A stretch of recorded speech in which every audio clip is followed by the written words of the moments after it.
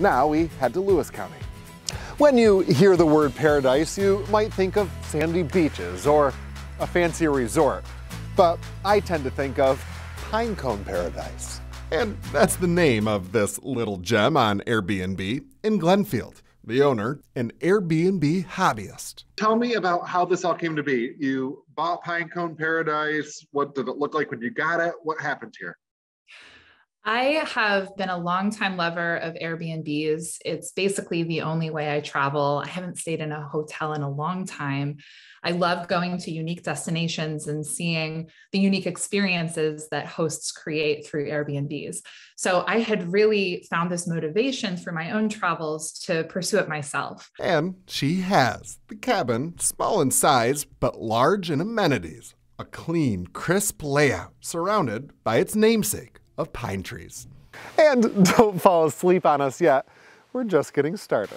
Steps away from a creek and plenty of trails, a hot tub, and really just all about nature and the peace and quiet it offers. If at some point you need a little break from the peace and quiet, don't worry, Julia has a little handbook with all sorts of suggestions for entertainment.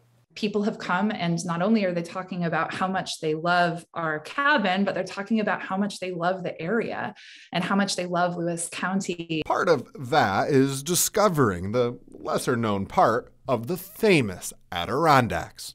A lot of people associate the Adirondacks with Old Forge and Lake Placid and areas that are very trendy and a little fancy, right? And we see so much beauty in the North Country on the outward edge of the Adirondacks, and we felt that more people would want to experience that too. Currently, the house sleeps about 6. And soon the bedrooms will be doubled.